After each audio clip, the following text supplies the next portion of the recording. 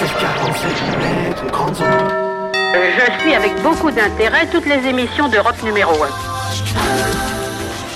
Europe 1 fête ses 60 ans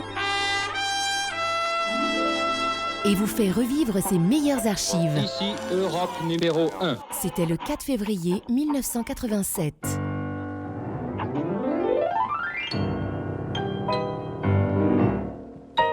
Le pianiste-performeur Liberace meurt.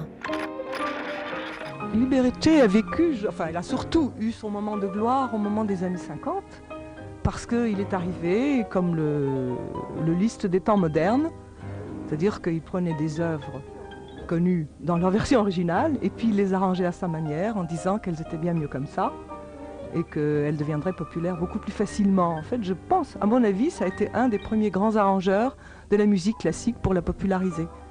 Il avait une virtuosité qui le servait et un physique de mama's boy, comme on dit en Amérique, un physique de fils à maman.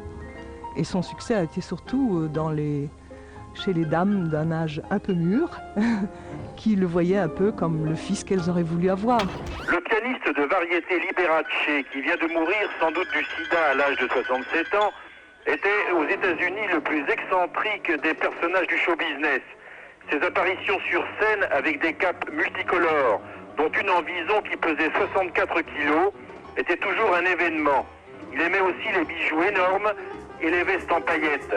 Sa maison à Las Vegas aurait pu être un musée du mauvais goût.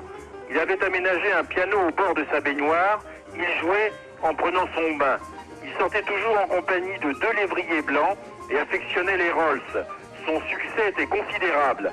Il avait battu tous les records de recettes au Radio City Music Hall de New York. Ses revenus, grâce à ses cachets, étaient très importants. 5 millions de dollars par an. Tout son argent était dépensé pour ses excentricités.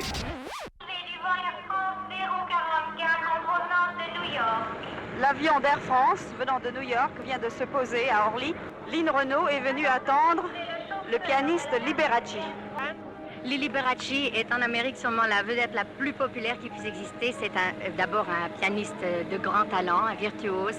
Et il a une émission de télévision chaque semaine où il parle à peu près 60 millions de téléspectateurs. Et je dois dire que toutes les Américaines, d'ailleurs vous avez vu tout à l'heure à l'aéroport quand on a annoncé l'arrivée de Liberace, elles sont presque tombées dans les pommes. Et Liberace, enfin je ne peux pas vous dire à quel point il est une très grande vedette là-bas. Et c'est son premier voyage en France.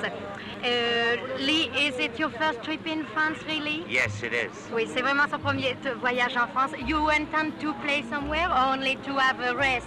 Well, I want to get acquainted with the people personally, and then later on, I hope musically. Ah, d'abord, il veut avoir un contact avec les gens, avec les Français, et plus tard, il voudrait bien venir, jouer ici. Et aussi, you have a picture, I think, it will come in France. Il a un film, il vient de faire un film pour la Warner Bros. Qui s'appelle Sincerely Yours. Et je pense que son film, nous le verrons en France. When we will see your film in France? November. En novembre. Je crois, Lynn Renaud, qu'il faut que vous racontiez aussi aux auditeurs d'Europe numéro 1 que Liberace a une maison, la maison extraordinaire. Il a d'abord éclairé nuit et jour par projecteur. Autour de sa maison, vous pouvez voir des femmes en attente. Elles attendent ses entrées, ses sorties. Et il y a une chose extraordinaire chez lui, c'est sa piscine.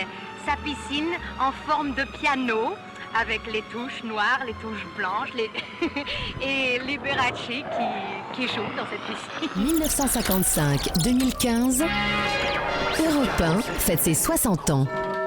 Je suis avec beaucoup d'intérêt toutes les émissions d'Europe numéro 1.